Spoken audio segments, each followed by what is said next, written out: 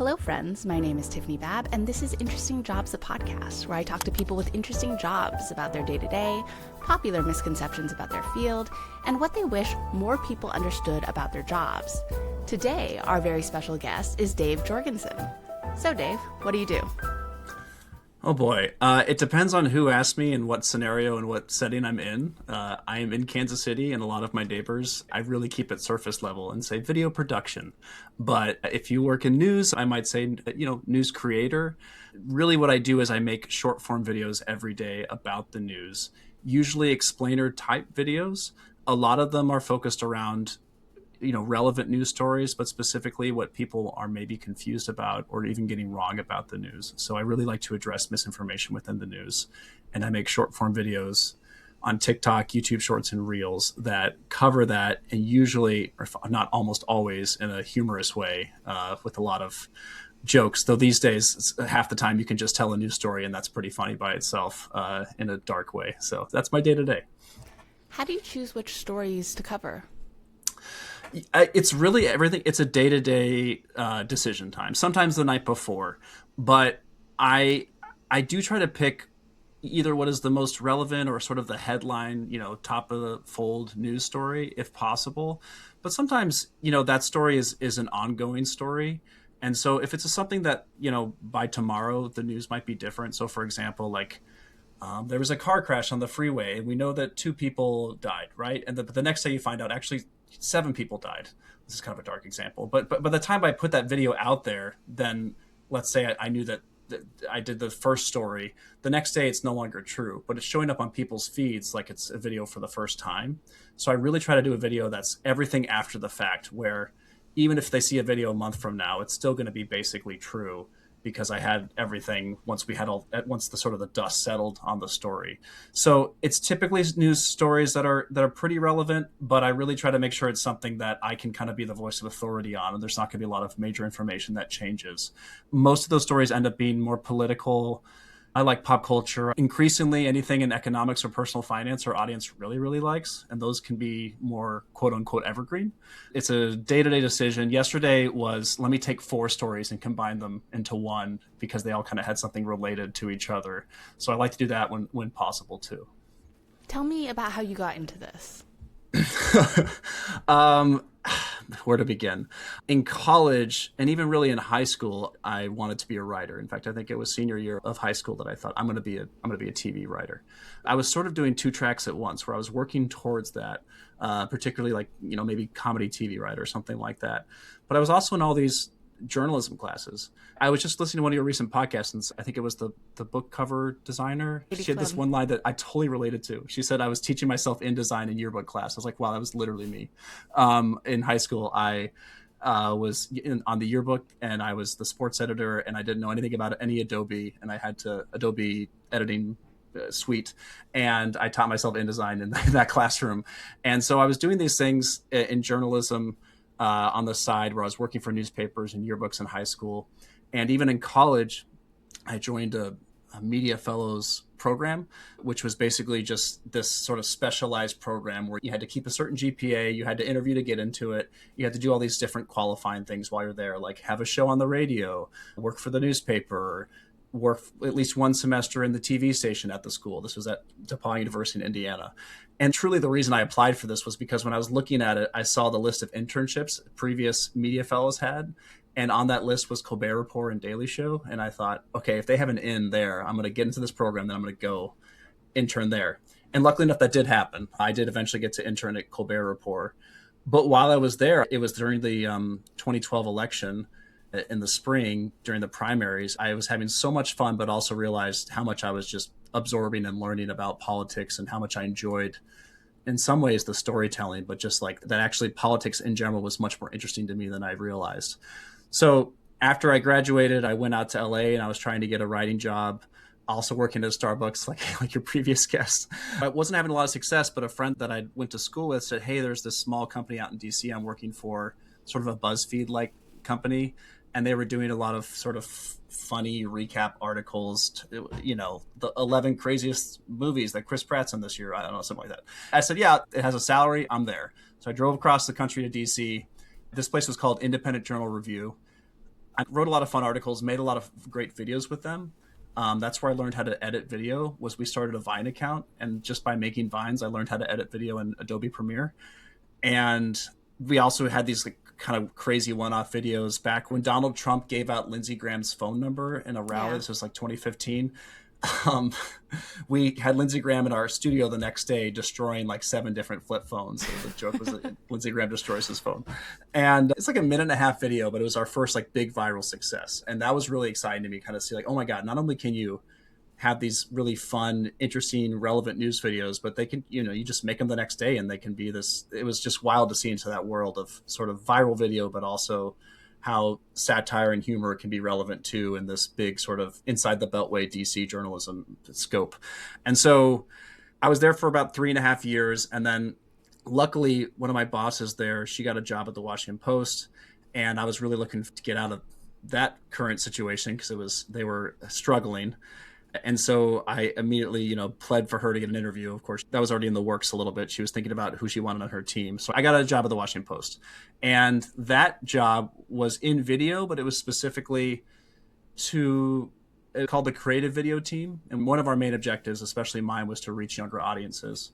And so for 2 years, I just had this YouTube channel called Washington Post Department of Satire. And it was like anywhere from 2 to 10-minute videos.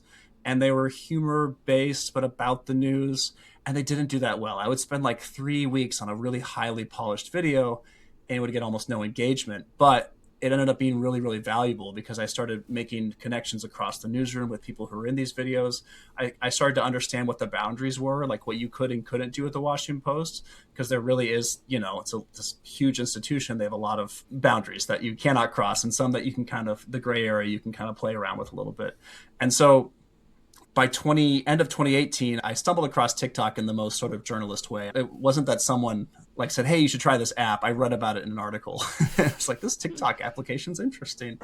And over the holiday, I downloaded it and was like, this is amazing for many reasons. But one is that they somehow have access to, music that you can just put into videos, which now they've totally buttoned up on. You can't just like take a random Lizzo song like I did for our first video and put it underneath something. But I was really excited about that. So I pitched it to the Washington Post and I got a sort of soft yes. And then a few months later, because I built those relationships, the head of video came to my desk, was like, why don't you try the TikTok thing today, but under the radar. Did not do it under the radar. Really, really leaned into it. I intentionally put a dog in our first video, one of my coworkers' dogs, because it was a really cute dog, and the dog had just gone viral for like eating a box, and so it was already in the news. It had like 8 headlines about it. So it was a video about how the dog its head was getting kind of big, like it was like the strutting around town.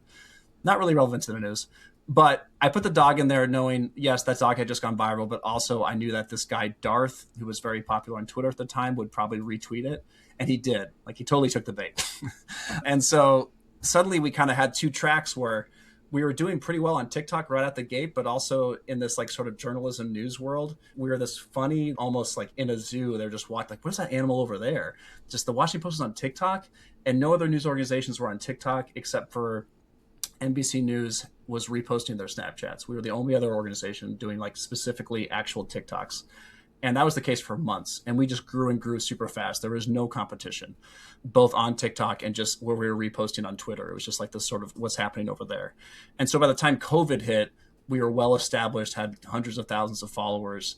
And that's when it became my full-time job. Because if you remember, that first week or 2 of COVID, we're like, we'll be back in the office in a month, right? So with that in mind, I very earnestly said to my boss, hey, can I just focus on TikToks and not the other stuff while I'm here? And, 2 years later, we finally back to the office, but TikTok had become everything. We even at one point had to put up a plan to ask Jeff Bezos, hey, can we add 2 more people to the TikTok team? And so we started to grow the team out.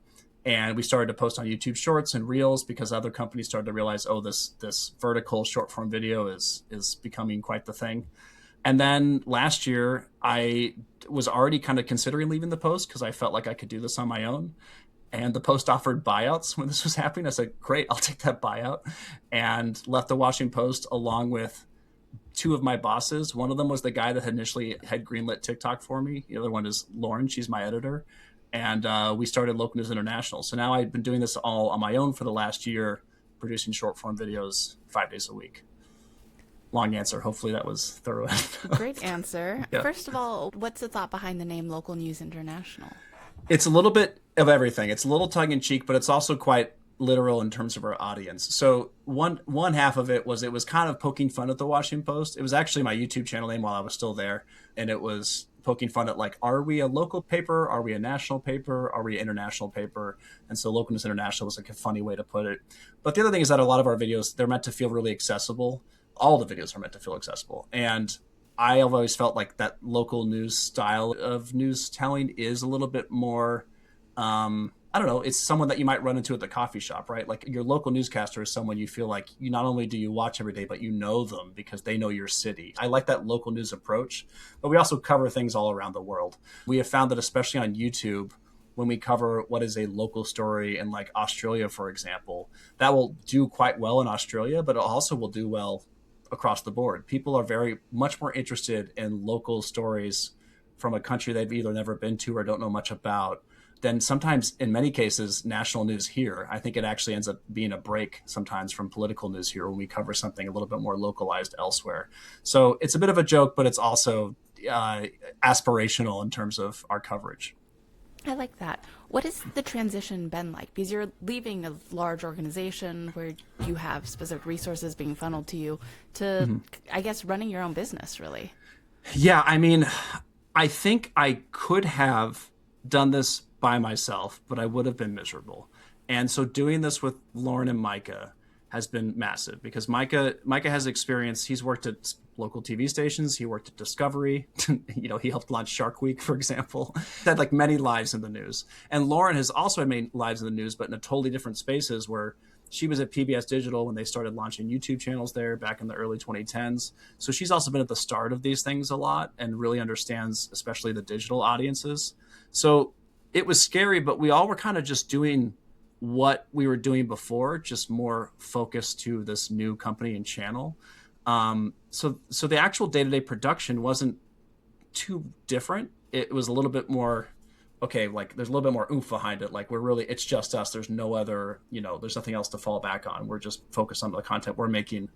But we had to build around that. So we have consulting too that we do on the side with a lot of organizations to help them with their short form video strategy. Like the scariest part for me was like, where do we get libel lawyers? How do we set up insurance? All these things we had to slowly piece together.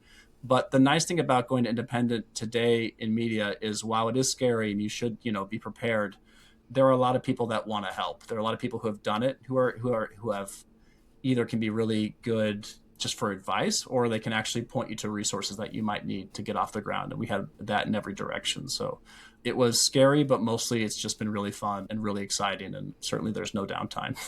Speaking of no downtime, what does your normal day-to-day look like? Sometimes it starts the night before in terms of picking a story. Like, I at least try to do some story selection. Like, okay, tomorrow this is what I'm going to cover. But that can change.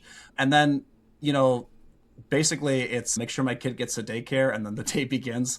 That can be anywhere from 1 to 3 hours of story ideation and writing. We also have like a morning meeting, but in terms of the content, I'm spending quite a bit of time writing. In fact, I think that while being on camera is an important part of a video, the actual writing is the thing that I put the most emphasis on and probably spend the most time on. Also, the better the script, the easier it is for me to shoot it and edit it later.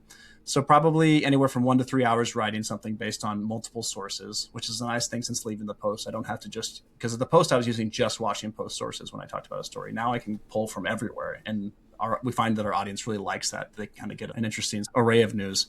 And then I spend anywhere from 1 to 2 hours shooting that video. I shoot all of it myself with tripods and lights all set up here in this second bedroom in our house. I often wonder if the previous owners have any idea what's going on here. And because there's a lot of props and costumes too. And then I spend up anywhere from 3 to 6 hours in the edit.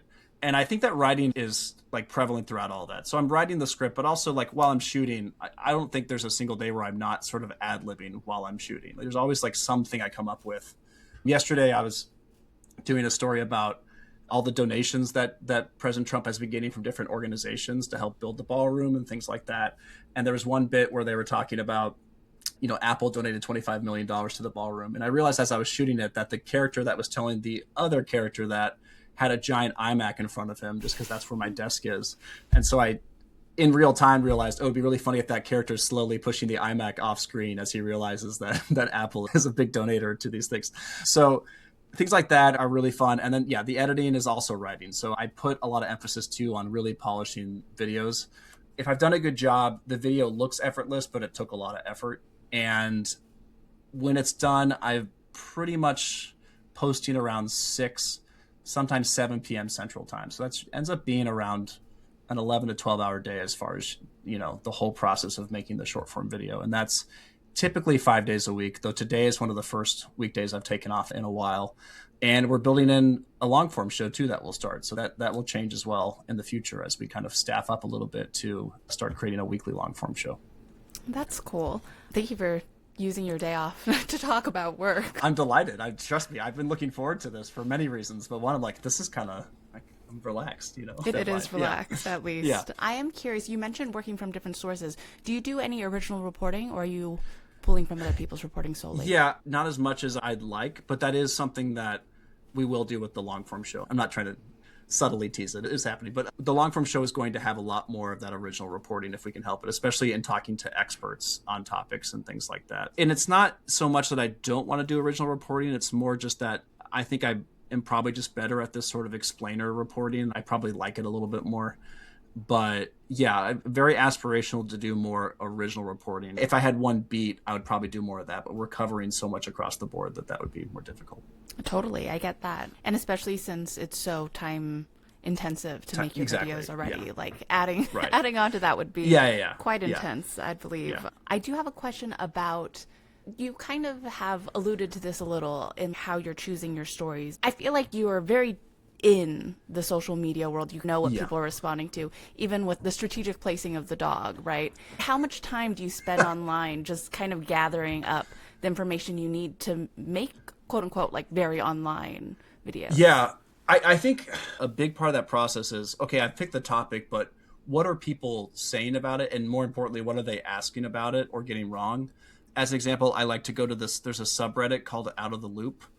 And I don't go there to pick the topic, but if I have a topic, I might go there and say, has anyone posted about this topic on that subreddit? And so that subreddit is people who are just like, hey, I don't know what's going on here at this point. I'm too afraid to ask, basically. And you can see the type of questions they're asking about a topic that maybe is less than a week old. And they're just like, I'm seeing so many things and I'm so confused based on my social media consumption.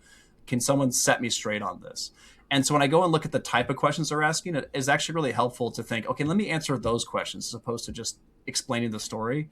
It's easier to sort of direct my storytelling at how people are really thinking about this or the surface level version that they've gotten from it, and take that and really sort of redirect them to, here's actually what you're trying to figure out about this. Because I do think sometimes, if you turn on cable news, you might be in the middle of a story and there's so much going on that you don't really understand how it got from A to C. So I like to connect those dots for people. And that's a big part of it, is being aware of how they're talking about it on social media. And also, I think a lot of the humor that goes into the videos has a pop culture angle, or that's how I get it in there. Like, it might be a very serious story, but then I bring up something in pop culture that's happening simultaneously, and that kind of helps me to lighten it a little bit, just because it's top of mind. Also in yesterday's video, I've been obsessed with the new Air Bud reboot trailer, which I personally think is terrible, but some people love it. And I just think it's really funny. I thought it was funny, one, if the characters in my video were really excited about it. But two, it was just like a funny break to put in it. Like, President Trump is saying something about ain't no rules as a president can't raise money for nonprofits, which is true. And so I made the meme joke of Air Bud, ain't no rules as a dog can't play basketball. And then I inserted that, by the way, Air Bud's returns is in theaters next year. I find that can help lighten the moment, even in more serious topics. And that very much is, to your point, like knowing what's going on online and what people are talking about from everywhere, from like that to Spider-Man to, Ariana Grande, like just being aware of where people are and how I can reach them on the outside and bring them into a story that's more newsy.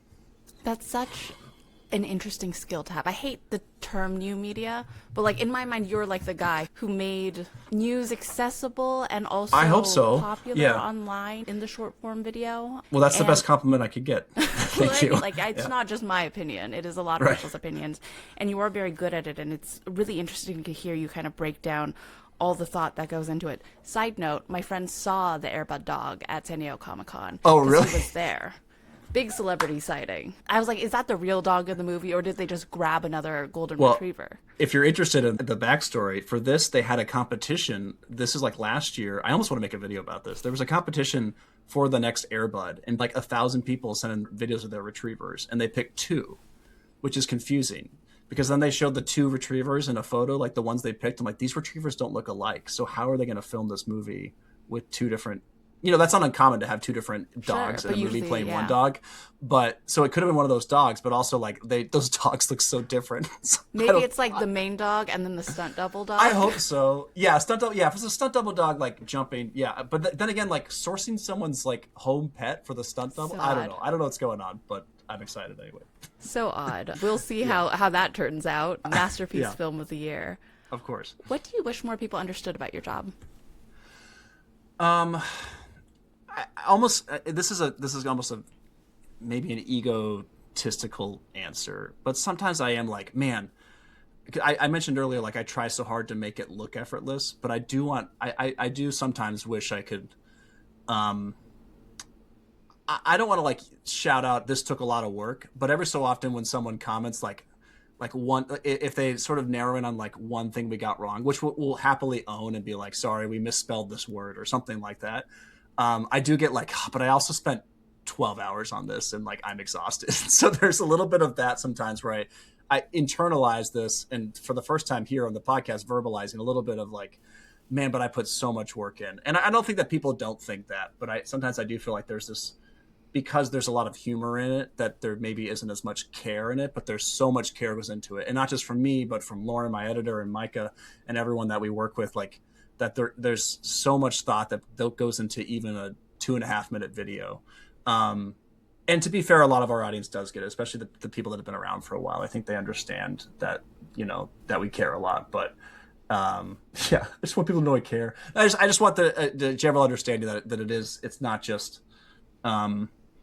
it's not just fun and games. I really do think about literally every 10th of a second in every video while I'm editing it.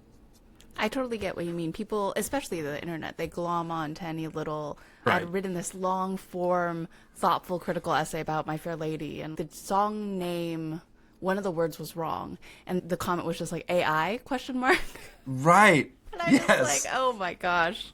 Like, this is the one thing that you see in this whole, like, 2,000 word essay. And this whole thing that I've poured my, not my soul, maybe, I don't know, just poured so much into, you want them to see more than that. Yeah. What do you think, are there like big misconceptions about what you do beyond the level of work that you put in? Not necessarily. It was either your first or second question, and yeah, it must have been the first. What do you do? That is the podcast. When I was talking about how, like, depending on the person, I give a different answer for what I do. It's not because the average person in Kansas City wouldn't understand what I do. It's more just that, like, they're not in that world. They're not necessarily checking YouTube Shorts for news. So it's not so much a misconception. It's just like, I don't even know what that is. You make short form news videos. Sometimes people call them news skits, which is like not untrue. So it's more just like I have to walk them from A to B to C to D to get them there. And I have found that when I'm like, here's what I do, and I give them a little bit of background and I show them a video, people are like, oh, that's really cool and interesting. But like, you couldn't just show them the video and walk away. It's a little too much. It's like if you went back in the future and handed a cell phone to someone in the last century, they'd be like, what's going on? Like, they'd freak out. It's a very specific language.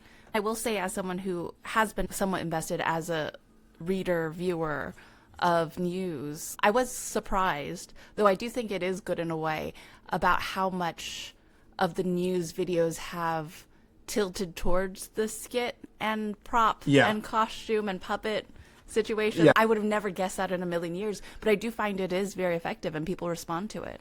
Yeah, I do think, I appreciate that. And I think part of it is just like, what might sound a little cheesy, but like, what would I want when I watch these videos? I really try to make the videos that I would want to see. And it doesn't mean I necessarily want to see puppets, but I want something that is interesting and that I laugh at and that I learn something from. And so I really try day to day to make that, because I don't necessarily want to watch an hour-long broadcast every day about the news. Sometimes I do, but like in terms of every day, I really am trying to think like, what is something that my audience wants to engage with without being totally overwhelmed by the news, and what's a different angle I can come in, whether it's Air Bud or something else, to get them interested in sometimes a boring topic. Has there been a story that really surprised you on how big it got? Yes. Well, there's been many. Two examples from the last year since we went independent, and there were many from the Washington Post as well. But more recently, there was one we did about Social Security insolvency, and in that, we'll go insolvent in 2032. And it was really like in the weeds. I was sort of inspired by, have you ever seen Cabin in the Woods? Yeah. Okay, so in Cabin in the Woods, they cut back and forth to the people that are like working the cabin, that are like operating the whole horror movie of it all.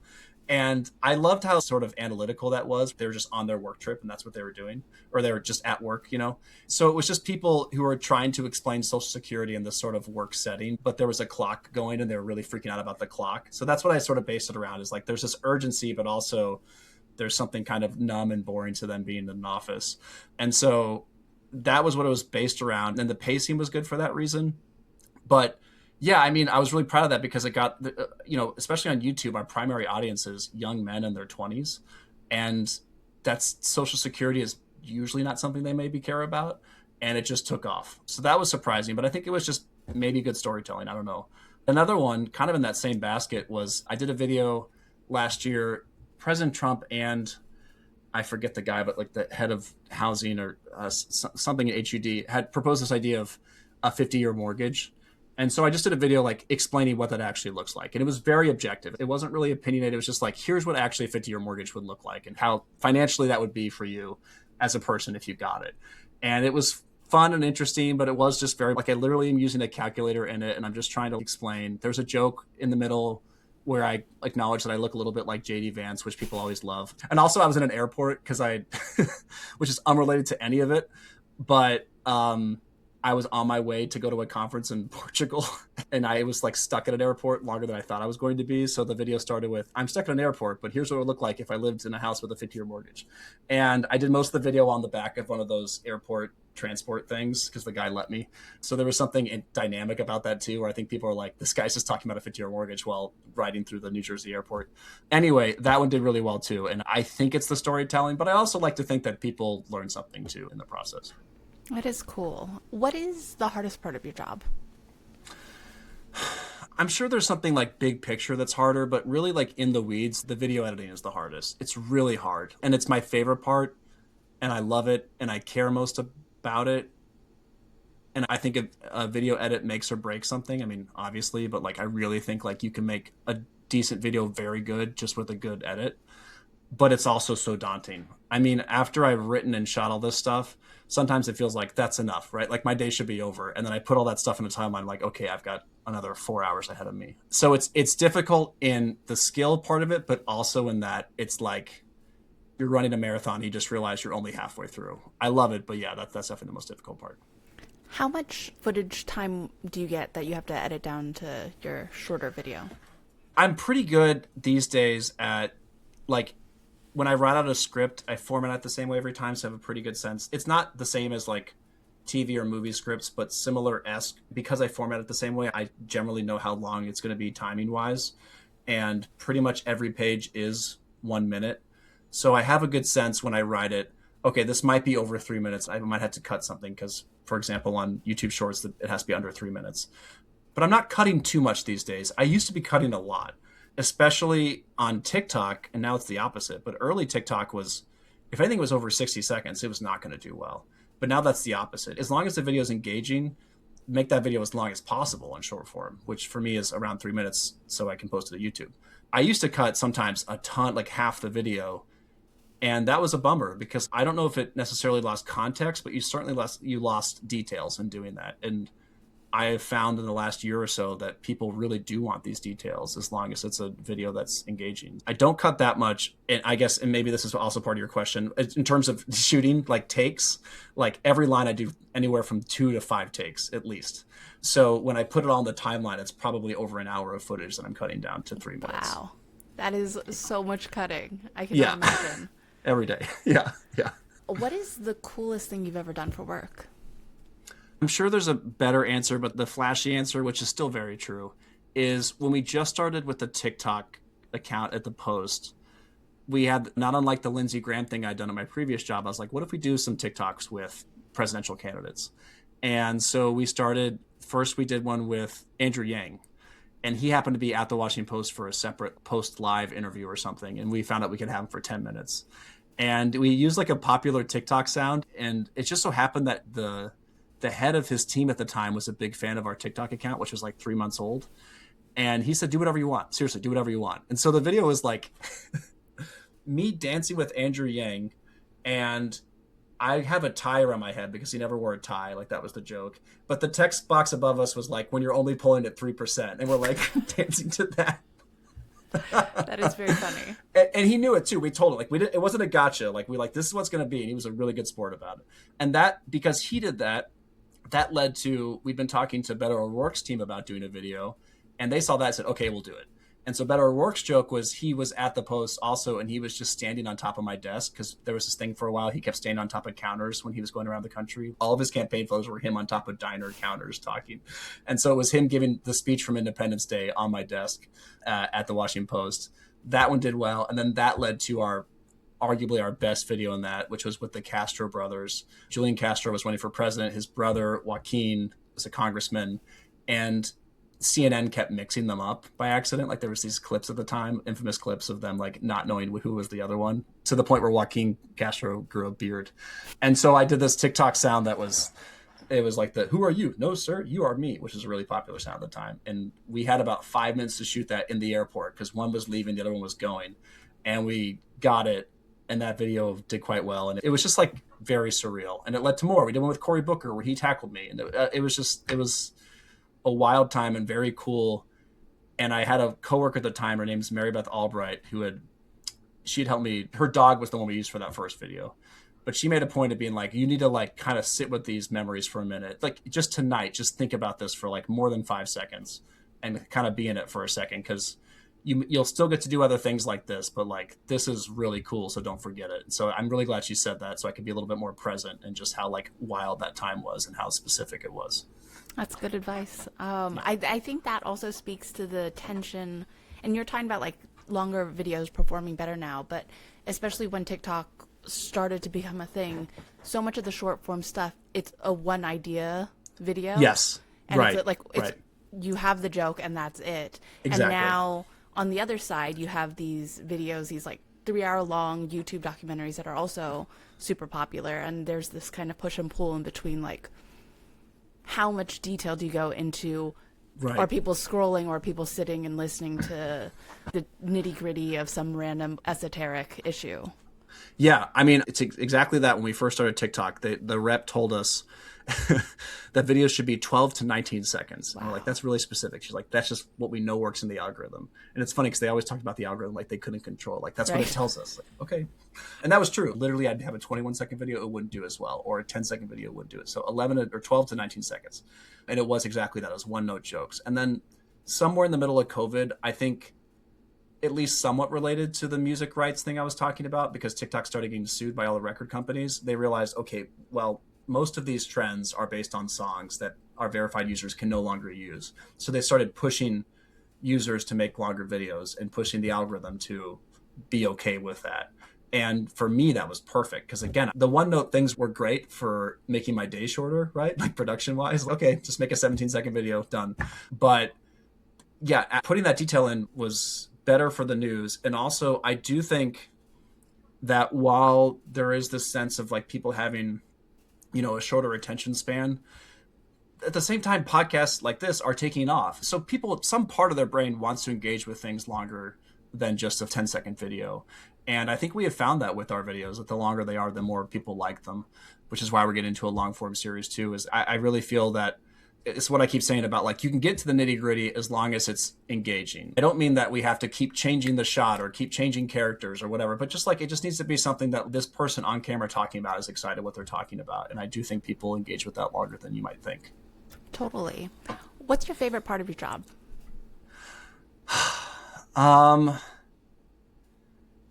Man, I'm tempted to say the hit publish and just see the reaction. But I've done that enough times where I've experienced every version of that. This video did better than I thought. This video did worse. I've seen all of it. I think the part that I still enjoy, because it always feels new, is that sort of like eureka moment of figuring out what the video is going to be and breaking the script, so to speak. That happened with me yesterday, where I was starting to make these connections across different stories and realize like, oh, I can tie this story about President Trump purchasing polar icebreaker ships in Finland to the reflecting pool, and like having that connective tissue and finding that really tickles my brain. That to me is the most fun. To what you were talking about, like, when I find that way that I can make the story more relatable, that's really, really fun, especially when I see it hopefully pay off later.